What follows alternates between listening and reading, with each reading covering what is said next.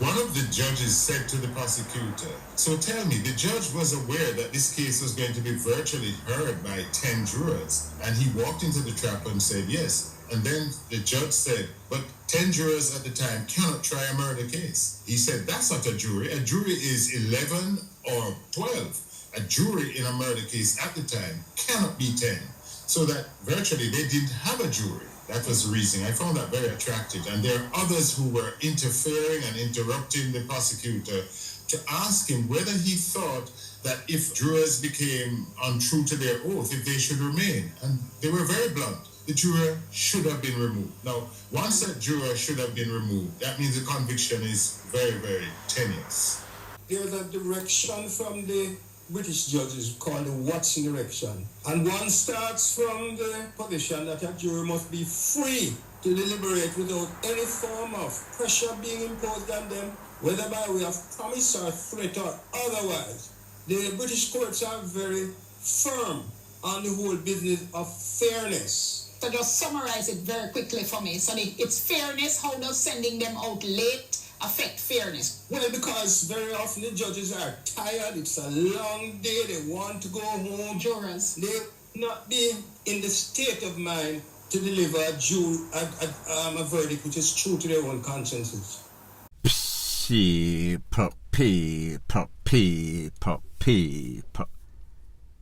Que pasa, sakpa, say what they do. Welcome to Crime Time News, where the difference is in the meds. Call it news with a buzz. Based on what the lawyer for one of the suspects co-accused in a VYBZ cartel case that is presently at the Privy Council, which is in United Kingdom. Based on what Mr. Samuels is saying, it is not looking very good for the prosecution, the DPP, and persons that are not pro-VYBZ cartel. Because based on technicality being the fact that there is jury misconduct, jury was misadvised, the judge or the prosecution did not realize that they were making a blunder, an error. They were pretty much dropping the ball. And this is because of some sorts of jury misconduct, they decided that they were going to keep this trial still with 10 jury. However, based on what the Privy County is saying, based on the rules and law that governs the Privy County and Jamaica, a jury cannot be less than 11 or 12 people. If there is 10 people out of the 11 or 12, it is null and void. That means it no good no more. People, remember, Bert Samuels is a lawyer for VYBZ Cartel. This is his views based on his expertise, based on what we see going on in the court Privy Council trial that is on from yesterday, today being the last day, I think. So therefore, 10 people is no jury. So therefore, that case is pretty much dismissed. As to whether there's going to be a retrial or not, that is yet to be determined. Then you hear an expert saying the fact that it seems as if the people get tired, and the fact that they were pretty much forced to come up with some sorts of verdict. That is also grounds for dismissal once again.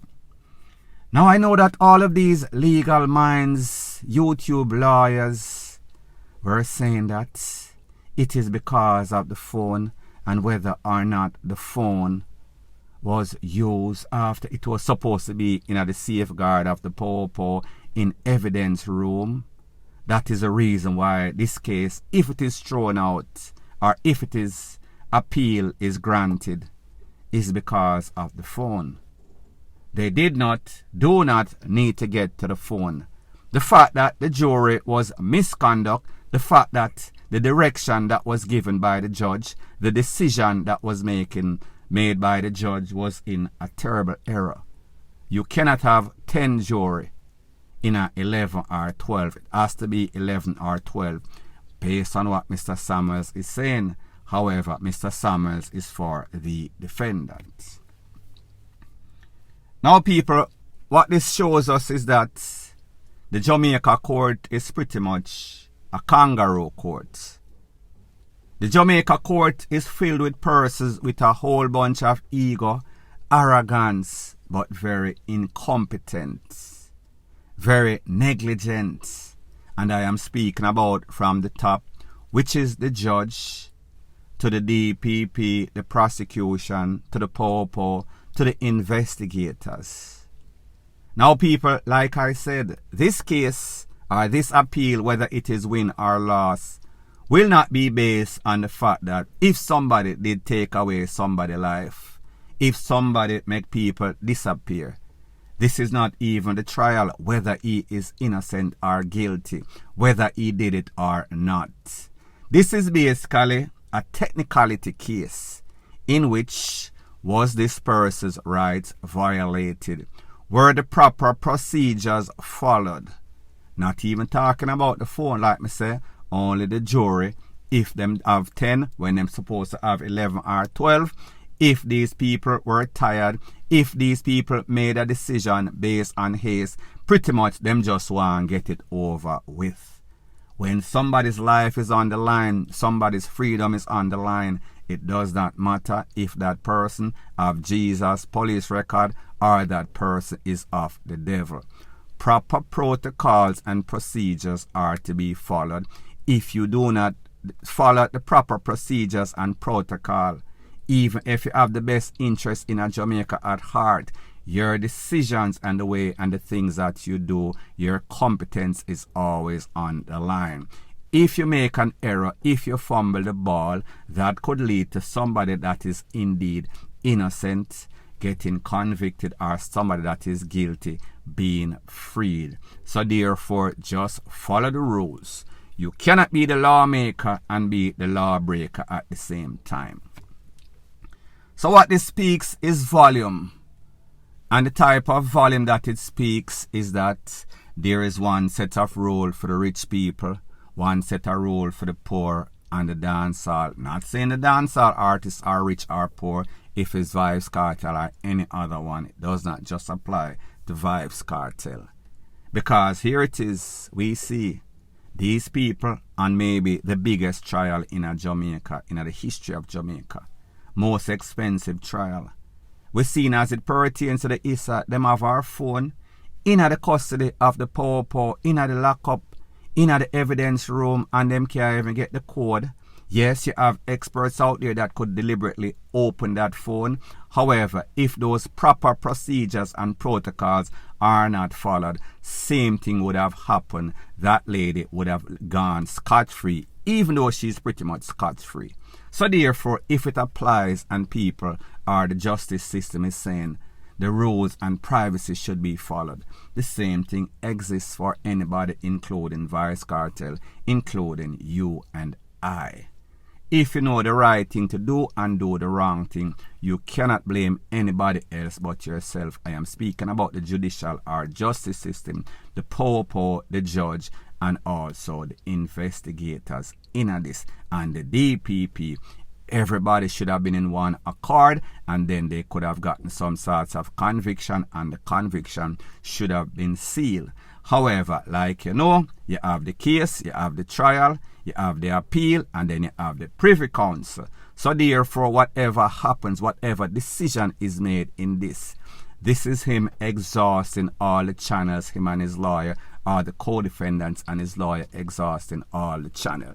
So therefore, when we hear people talk about, because of the phone, it is not because of the evidence. We are hearing a next side, a next spin from the expert. These are the questions that the judges or the lords, whatever them call them, in the Privy Council are very concerned about.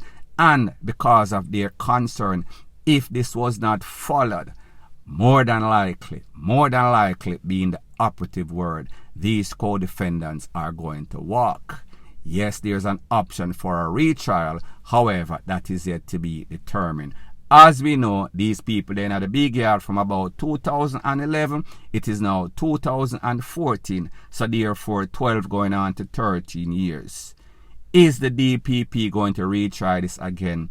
are all the complications, are they willing to put up with all the complications that are affiliated with a retrial, especially of a case in this magnitude with the amount of money and the amount of people that are supposed to. If them drop the ball, like them say in any sorts of investigation, the first 48 hours, the closer it is to the case when you try it, is the better chance that you have of winning. If them win it and then lose it, if you go back and try, win it again, I doubt that they are going to take on that task.